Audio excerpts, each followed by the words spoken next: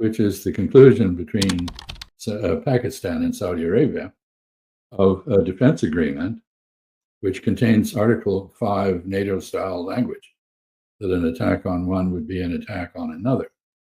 This is a partnership which has been discussed for many years. I believe, in fact, that the Saudis financed Pakistan's development of a nuclear weapon on the understanding that it would be available to them when and if they needed it.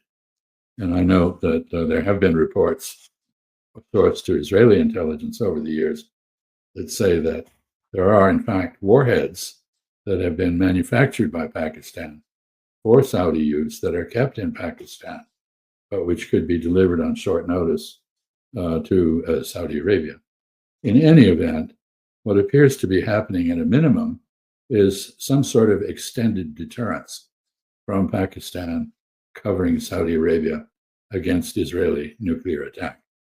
And of course, after the Israeli violations of sovereignty of Qatar and other countries, and their statements that they're prepared to do that again as they see fit, the requirement for deterring Israel is now a very live one in the minds of all the Arabs.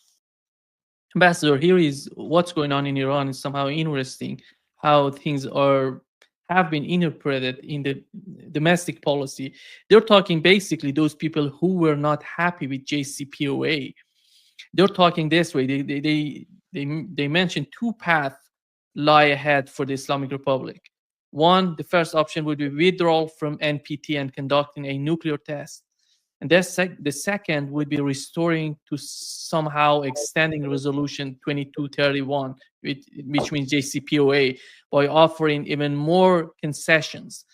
He says that they believe that the first one would guarantee the nation's security and the second one guarantees war for Iran. Yeah, I think that logic has been there for a long time.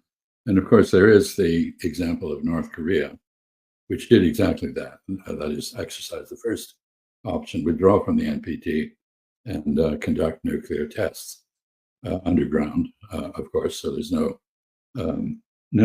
fallout.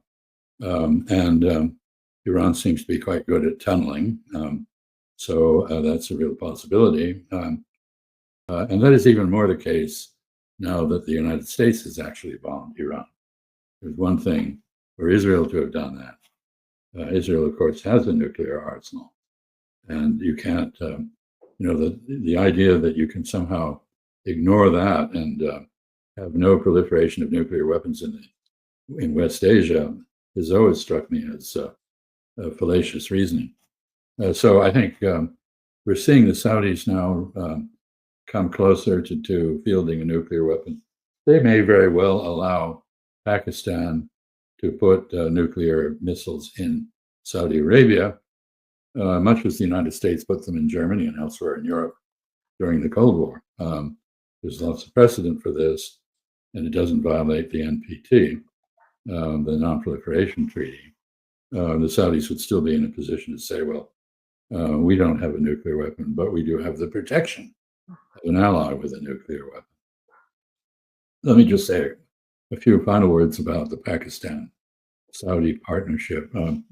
Pakistan is a poor country that has nuclear weapons and that has a lot of Chinese weapons, which have worked very well in its battles with India recently.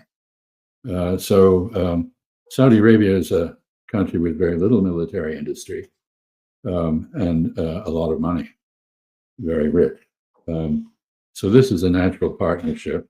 It's always been there as a possibility.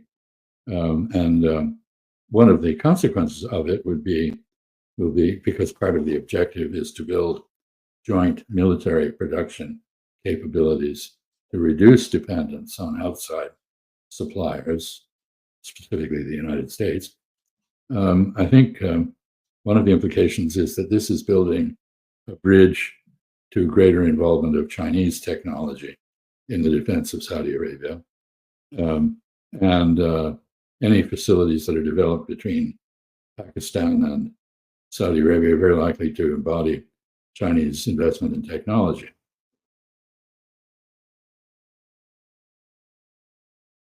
سرچ مدیا